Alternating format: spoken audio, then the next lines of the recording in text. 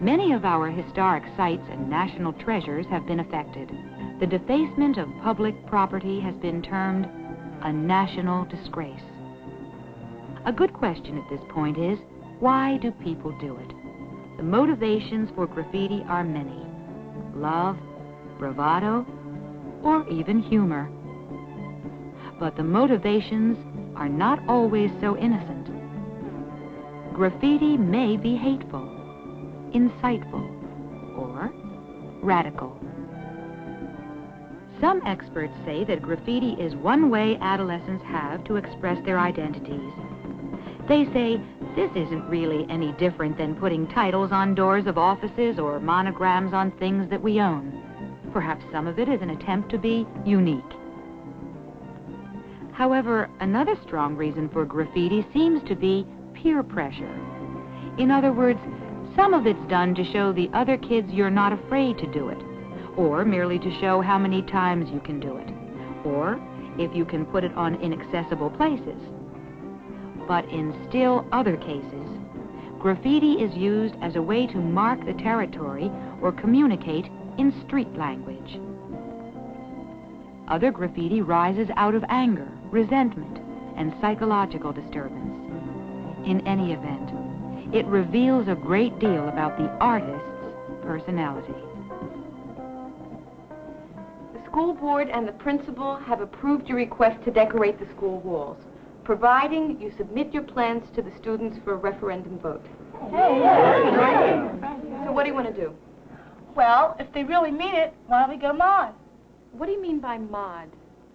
You know, Dayglow colors, wild designs, graffiti, anything that we want. Why graffiti? Because it's groovy, it's where it's at. That's not where it's at with me. I see graffiti in my neighborhood all the time, and I don't like it. If you want that kind of junk, you take it to your own neighborhood. What kind of wall do you want? I like murals, black art, pretty things, not profanity. It seems we're not in agreement. There's this about graffiti: it often starts a debate. Obviously, graffiti is a lot of different things, and it certainly can be a problem. There are many approaches to solving it. To combat the epidemic of graffiti on subway trains, some cities have begun to buy them already decorated. It is also used on buildings and fences. This idea of imitation graffiti, sometimes called walls of pride, is executed by artists. Some experts say this encourages rather than discourages more graffiti where it isn't wanted. Others have tried to control graffiti by allowing it to be applied in specific places. Many think that this is a good answer, but others say graffiti is only satisfying if you have to write and run. Schools have met the problem in a number of ways, everything from security guards to poster campaigns. Some schools require parents to pay for the damages. Others have attempted to solve the problem by architectural means or use of materials which are easily cleaned. I think the punishment should fit the crime, and those who create the graffiti should be required to clean it up. I think the answer comes from pride, because if you're proud of your school, you ask others not to deface it. Kids who write on toilet walls have psychological problems. Let's help them straighten out their heads. I believe we should attack the problem and not the symptoms. We should give the kids a chance to establish a territory or reinforce their identity.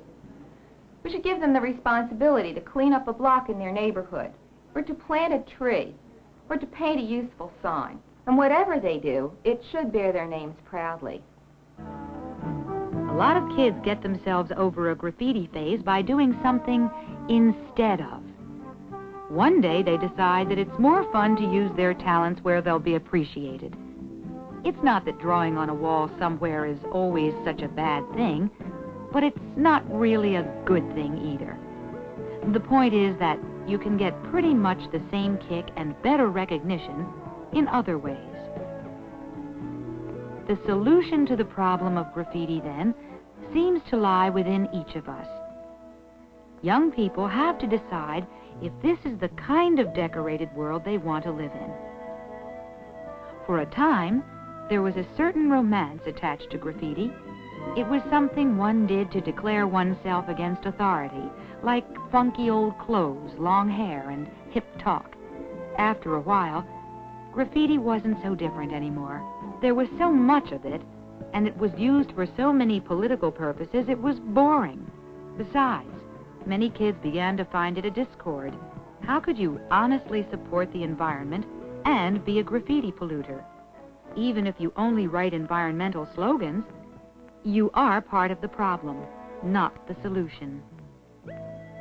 Oh, sure, seeing your name or something you wrote on the wall might make you feel like somebody for a time. But is that the kind of somebody you want to be? Drawing graffiti is a little like getting a tattoo. After the thrill of doing it is past, it begins to hurt, and the results stay with you for a long, long time. Think it over. Is graffiti fun, or is it dumb?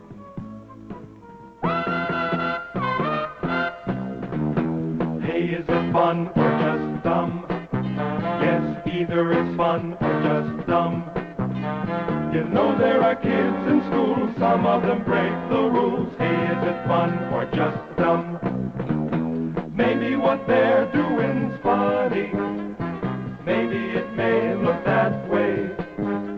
But baby, if it's costing money, I wonder what it'll cost. Who's gonna pay? Hey, is it fun or just dumb? Yes, either it's fun or just dumb. Either it's fun or just dumb.